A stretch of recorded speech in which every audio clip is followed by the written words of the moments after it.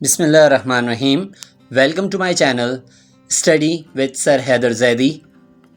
इस क्लिप में हम थर्मोडायनेमिक्स के हवाले से बात करेंगे।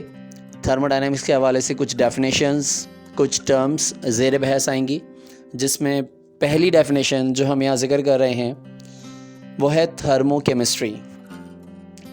थर्मोकेमिस्ट्री बेसिकली ग्रीक ज़बान का लफ्ज़ है जिसके माने हैं हीट, यानी एक ऐसा केमिकल प्रोसीजर, एक ऐसा केमिकल रिएक्शन जिसमें हीट एनर्जी की ट्रांसफरेंस हो रही हो, इन्वॉल्व हो रही हो हीट एनर्जी। ऐसे केमिकल रिएक्शंस को हम स्टडी किया करते हैं थर्मोकेमिस्ट्री में। अब इस टाइटल को डिस्कस करते हैं, थर्मोडायनेमिक्स। थर्मोडायनेमिक्स बेसिकली केमिस्ट्री की वो ब्रांच है जिसमें हम इंटर ट्रांसफॉर्मेशन, यानी कि एक फॉर्म से दूसरी फॉर्म में किस तरह से ट्रांसफॉर्म होती है, हीट वर्क में, वर्क हीट में, या एनर्जी की कोई और फॉर्म हो तो उसमें। थर्मोडायनेमिक यूनिवर्स को समझने के लिए दो टर्म्स का समझना बहुत ज़रूरी है, एक सिस्टम, दूसरा सराउंडिंग। सिस्टम बेसिकली यूनिवर्स का वो हिस्सा है जो अंडर कंसीडरेशन हो, या जो अंडर डिबेट हो, या जिसके हम एक्सपेरिमेंटल रिजल्ट्स को डिस्कस करने जा रहे हों, चाहे वो एक इमेजिनरी हो या रियल हो। अब इसी तरह इस थर्मोडायनेमिक यूनिवर्स का जो बाकी हिस्सा है, यानी आप सिस्टम को छोड़ के जो उसके अतराफ में जो कुछ भी है वो सराउंडिंग कहलाएगा। अब हम जिक्र करेंगे थर्मोडायनेमिक सिस्टम के कुछ काइंड्स की। बेसिकली थर्मोडायनेमिक सिस्टम तीन तरह के होते हैं, एक ओपन सिस्टम, एक क्लोज सिस्टम, एक आइसोलेटेड सिस्टम। जो आपके पास ओपन सिस्टम होता है उसकी खूबी ये है कि उसमें हीट की ट्रांसफरेंस भी हो सकती है सराउंडिंग के साथ, यानी सिस्टम से सराउंडिंग में, सराउंडिंग से सिस्टम में, और इसी तरह जो मैटर आपके पास मौजूद है सिस्टम में उसकी भी एक्सचेंज हो सकती है। जबकि क्लोज सिस्टम एक ऐसा थर्मोडायनेमिक सिस्टम होता है जिसमें हीट तो एक्सचेंज हो सकती है लेकिन मैटर एक्सचेंज नहीं हो सकता। थर्मोडायनेमिक सिस्टम की तीसरी किस्म आइसोलेटेड सिस्टम कहलाती है।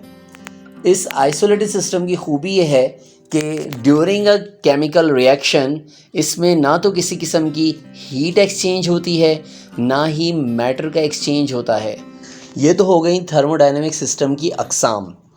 अब थर्मोडायनेमिक सिस्टम की खुसूसियात को स्टडी करना शुरू करते हैं, जिनको हम कहते हैं मैक्रोस्कोपिक प्रॉपर्टीज़।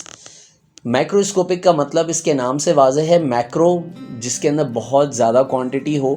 बेसिकली जब हम किसी मैटर को स्टडी करते हैं ड्यूरिंग अ केमिकल रिएक्शन, उसमें बहुत सारे पार्टिकल्स, बहुत सारे एटम, बहुत सारे मॉलिक्यूल्स शामिल होते हैं, तो यकीनन इतने सारे पार्टिकल्स का जो इम्पैक्ट होता है उसको हम मैक्रोस्कोपिक प्रॉपर्टीज़ कहते हैं किसी भी सिस्टम की। डेफिनेट सी बात है, जब इतने सारे पार्टिकल्स होंगे तो यकीनन उनका कुछ प्रेशर होगा, उनका कुछ वॉल्यूम होगा, उनके अंदर स्टोर्ड एनर्जी की बात होगी, यानी जो भी मैटर है यकीनन उसकी जो भी खूबियां हैं वो सिस्टम पे असरअंदाज होंगी और वो सिस्टम की खुसूसियात कहलाएंगी। तो इन सारी चीज़ों को, इन मैक्रोस्कोपिक प्रॉपर्टीज़ को हम फर्दर दो क्लासेस में डिवाइड करते हैं। एक कहलाती हैं इंटेंसिव प्रॉपर्टीज़, एक कहलाती हैं एक्सटेंसिव प्रॉपर्टीज़। इंटेंसिव प्रॉपर्टीज़ किसी भी थर्मोडायनेमिक सिस्टम की वो प्रॉपर्टीज़ हैं जो इंडिपेंडेंट हों अमाउंट ऑफ सब्सटेंस से।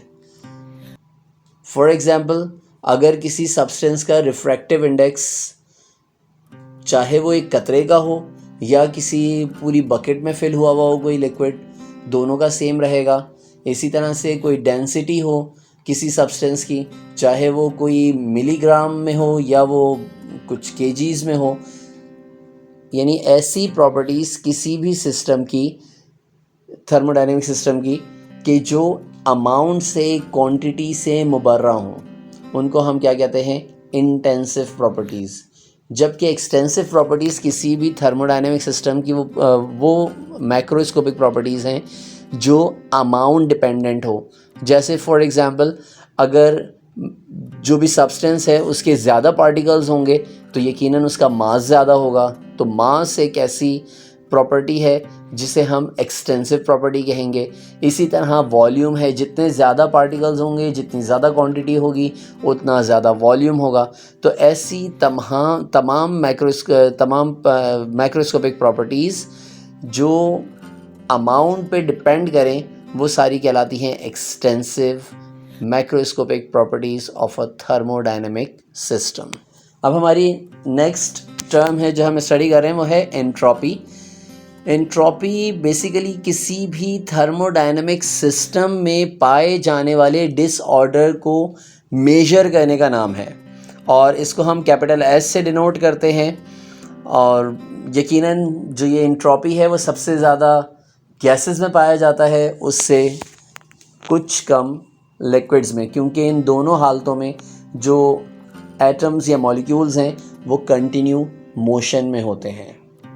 अब हम जिक्र कर रहे हैं स्टेट ऑफ सिस्टम, यानी किसी सिस्टम की स्टेट क्या है। इस स्टेट को समझाने के लिए मैं आसान अल्फाज आपसे कहूँ, जैसे हम आम ज़िंदगी में स्टेटस कहते हैं कि इस वक्त इस शख्स के पास कितनी दौलत है, कितनी शोहरत है, कितना इल्म है, यानी उस शख्स का स्टेटस क्या है। बिल्कुल इसी तरह से अगर जब हम किसी थर्मोडायनेमिक सिस्टम की बात करते हैं तो थर्मोडायनेमिक सिस्टम की स्टेट डिफ़ाइन करती हैं कुछ माइक्रोस्कोपिक प्रॉपर्टीज़ जिनका हम पहले जिक्र कर चुके हैं, जैसे कि टेम्परेचर है, प्रेशर है, वॉल्यूम है, मोल्स हैं। ये तमाम वो पैरामीटर्स हैं जो बेसिकली किसी भी थर्मोडायनेमिक सिस्टम की किसी मखसूस हालत में उसके स्टेट को रिप्रेजेंट कर रही होती हैं। जबकि इसकी जगह नेक्स्ट जो हमारे पास है state function. State function basically किसी भी थर्मोडायनेमिक सिस्टम की जो भी इनिशियल और फाइनल हालत के दरमियान जो तब्दीली आती है, उस तब्दीली की ज़िम्मेदार वो माइक्रोस्कोपिक प्रॉपर्टीज़, आइदर वो टेम्परेचर हो, प्रेशर हो, वॉल्यूम हो या कुछ भी हो, जिसकी वजह से सिस्टम की इनिशियल और फाइनल स्टेट के दरमियान चेंज आए, उन्हें कहा जाता है स्टेट फंक्शंस। अब इस वक्त हमारी स्क्रीन पे एक डेफिनेशन है enthalpy of a system. Enthalpy basically किसी भी थर्मोडायनेमिक सिस्टम के अंदर पाया जाने वाला उसका heat content at any instant, किसी भी लम्हे उसकी मैक्रोस्कोपिक प्रॉपर्टीज़ की वजह से, आइदर वो इंटेंसिव प्रॉपर्टीज़ हों या एक्सटेंसिव प्रॉपर्टीज़ हों, उसकी वजह से जो सिस्टम का स्टेटस है, जो सिस्टम का स्टेट है, और उस वक्त जो सिस्टम का हीट कंटेंट है, उसको हम कहते हैं इंथैल्पी ऑफ द सिस्टम। और इंथैल्पी ऑफ द सिस्टम को रिप्रेजेंट करने के लिए हम कैपिटल एच इस्तेमाल करते हैं। और बेसिकली ये इंथैल्पी जिसको हम कैपिटल एच से रिप्रेजेंट कर रहे हैं, ये सम होता है internal energy of the system और साथ में प्रेशर एंड वॉल्यूम के प्रोडक्ट के। प्रेशर और वॉल्यूम का आप प्रोडक्ट लेंगे, जो आंसर आएगा उसमें आप इंटरनल एनर्जी को ऐड कर देंगे, तो बेसिकली उस वक्त सिस्टम के अंदर जो भी हीट कंटेंट है वो आप कैलकुलेट कर पाएंगे। अब जैसा कि हमारे सामने है thermochemical reaction. Thermochemical reaction basically जब कोई रिएक्टेंट प्रोडक्ट में कन्वर्ट हो रहा होता है तो उस वक्त बेसिकली दो तरह के फिनोमेना हो रहे होते हैं। पहला फिनोमेना होता है बॉन्ड्स का ब्रेक होना, यकीनन जिसके अंदर एनर्जी सिस्टम में शामिल होती है।